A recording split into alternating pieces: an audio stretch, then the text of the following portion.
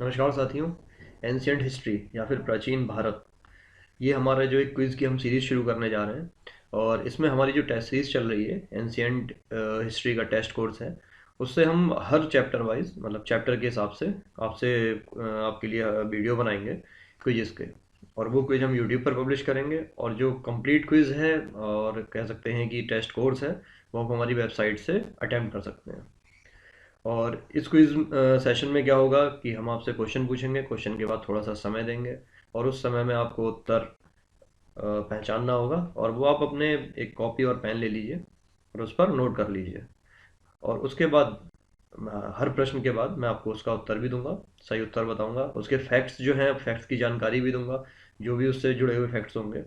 तो उससे ये होगा कि आज के जो वीडियो है हमारे, उसमें 12 प्रश्न हैं, और इन 12 प्रश्न आपको बहुत अच्छे तरीके से आ जाएंगे। और ये 12 के 12 प्रश्न संघ के लिए और राज्य द्वारा आयोजित होने वाली परीक्षाओं के लिए, उन दोनों के लिए बहुत ही उपयोगी रहेगा।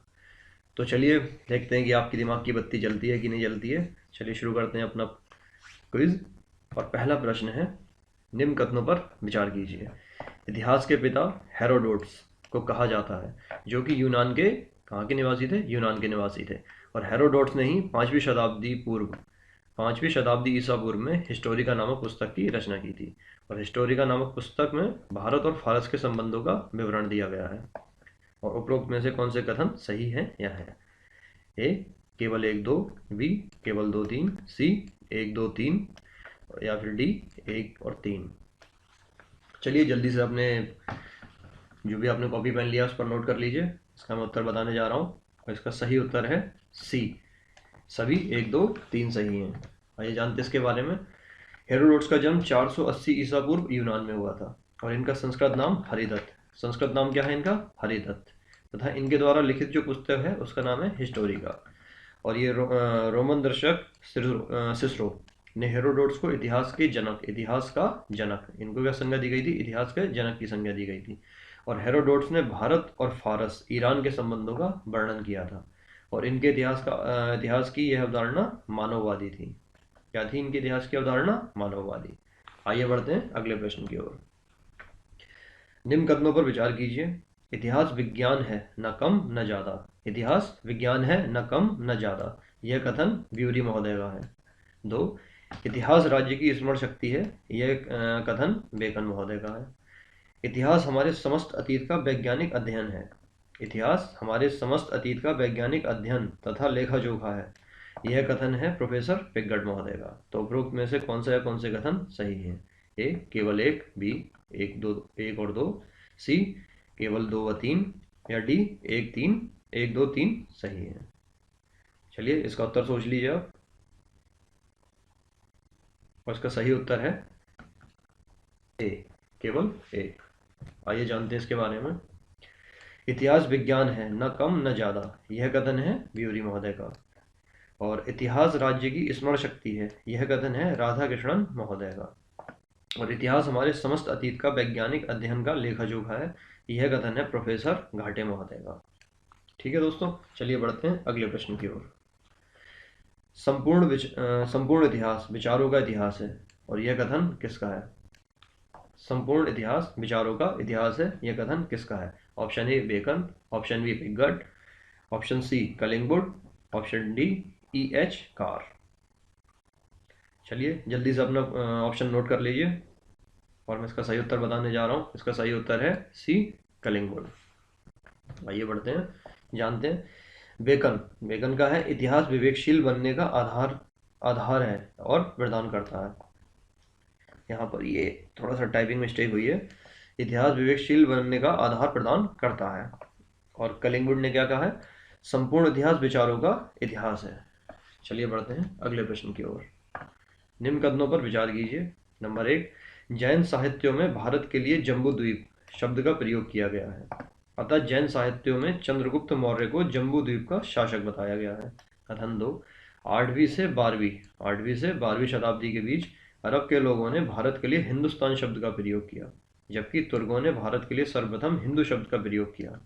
कथन तीन, भारत के लिए हिब्रू भाषा में होडडू शब्द का प्रयोग किया गया। और उपरोक्त में से कौन सा या कौन से कथन सही है? ए केवल एक, बी केवल एक तीन, सी केवल एक दो, या डी एक दो तीन सही है। और दोस्तों जल्दी से नोट कीजिए कि आपका कौन सा उत्तर है। ठीक है, और मैं बताता हूँ इसका सही उत्तर। इसका सही उत्तर है बी, केवल एक व तीन। आइए जानते हैं इसके बारे में। 8वीं से 12वीं शताब्दी के बीच अरब के लोगों ने भारत के लिए हिंदुस्तान शब्द का प्रयोग किया, जबकि फारसी लोगों ने भारत के लिए सर्वप्रथम हिंदू शब्द का प्रयोग किया। ठीक है, और ना कि तुर्कों ने किया है। हिंदू शब्द का जो प्रयोग है वो किया है, देखिए, फारसी लोगों ने, ना कि तुर्कों ने। ठीक है, बढ़ते हैं अगले प्रश्न की ओर। निम्न कथनों पर विचार कीजिए। ऑस्ट्रेलोपिथेकस मानव केन्या की तुर्काना झील से प्राप्त हुआ था। यह हमारा निकटतम आदि पूर्वज था। इससे ही संस्कृति के निर्माण का श्रेय जाता है। 2. पिथिकैंथ्रोपस या होमो इरेक्टस या फिर जावा मानव।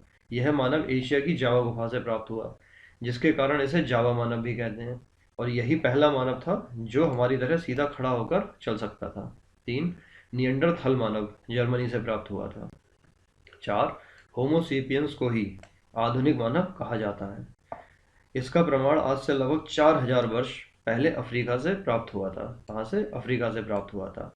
और इनकी निम्नलिखित 3 प्रजातियां हैं। नंबर 1 क्रोमैग्नन, नंबर 2 ग्रिमाल्डी और नंबर 3 चांसलेट। और उपरोक्त में से कौन सा या कौन से कथन सही है? नंबर 1 1 2 3 1 2 4, बी 2 और 4, सी केवल 2 3 और 4, या फिर डी सभी 1 2 3 4 सही हैं।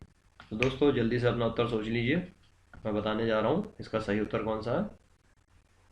क्वेश्चन 5 का सही उत्तर है ऑप्शन डी, मतलब ये सभी कथन सही हैं। चलिए बढ़ते हैं अगले प्रश्न की ओर।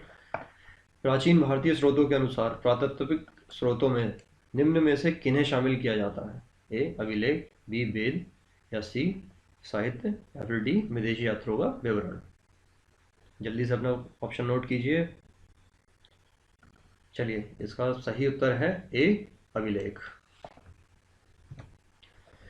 और प्राथमिक स्रोतों में अभिलेख, सिक्का, स्मारक भवन, नगर, मूर्तियां, चित्रकला, मृदभांड आदि को शामिल किया जाता है। ठीक है, प्राथमिक स्रोतों में अभिलेख, सिक्का, स्मारक भवन, नगर, मूर्तियां, चित्रकला, मृदभांड आदि को शामिल किया जाता है। आइए बढ़ते हैं अगले प्रश्न की ओर।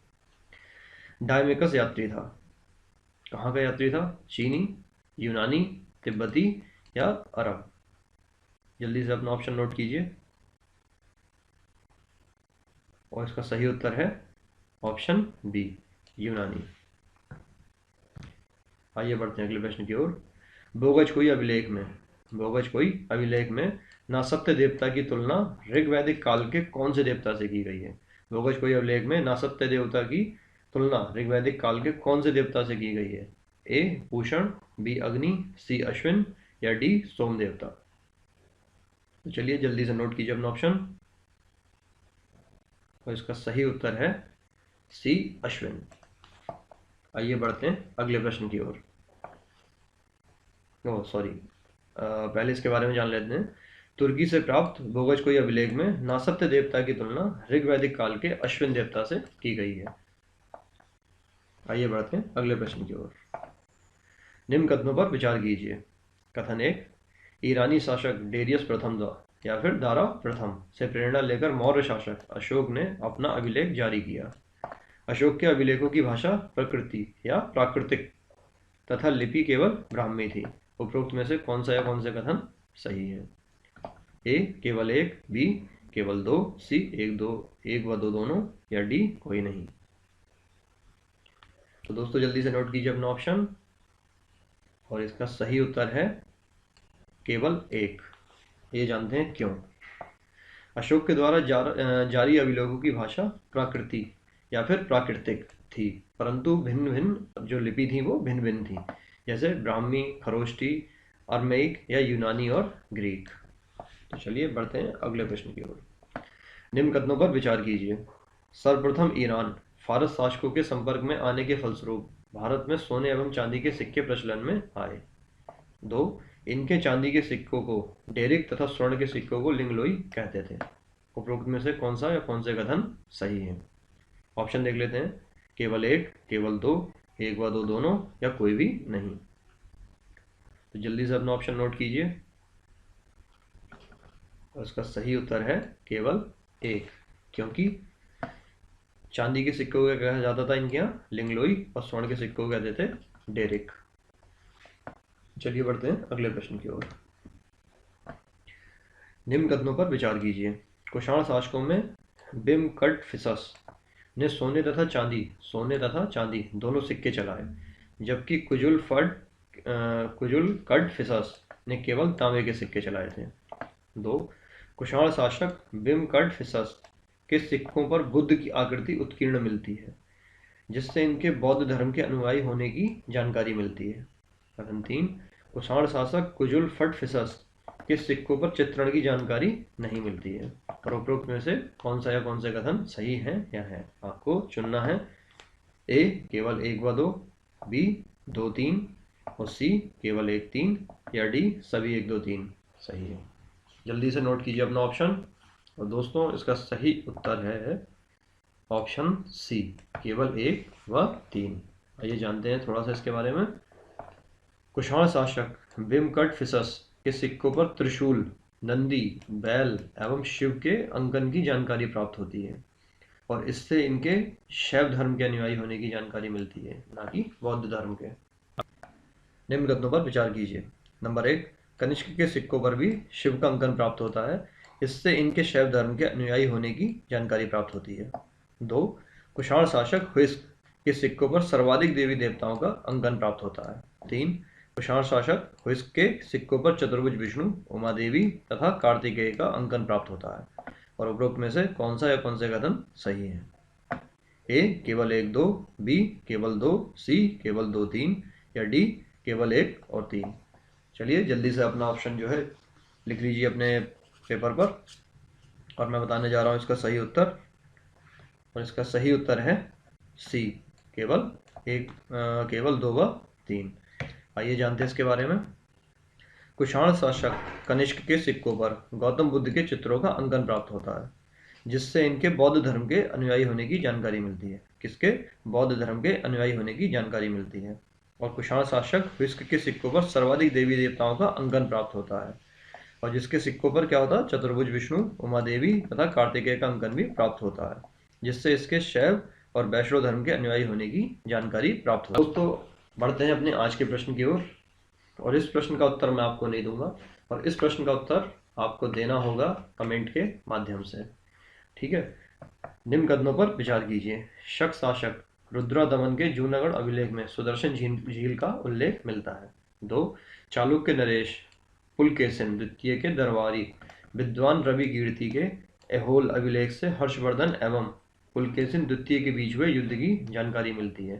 3, दिशा में गरुड़ स्तंभ की स्थापना राज प्रथम ने कराई थी। और उपरोक्त में से कौन सा या कौन से कथन सही है? केवल 1 2, केवल 2 3, केवल 1 3 या फिर सभी सही है। तो इस प्रश्न का उत्तर आपको कमेंट के माध्यम से देना है, और एक बार अपना स्कोर कार्ड भी कमेंट के माध्यम से दे दीजिए, जिससे हमें भी पता लगेगा कि आपने जो क्विज़ है वो लास्ट तक अटेम्प्ट किया है। और अगर ये क्विज़ आपको अच्छा लगा है तो इसे लाइक कीजिए, सब्सक्राइब कीजिए, और अपनी जो भी फीडबैक है आप हमें कमेंट के माध्यम से दे सकते हैं।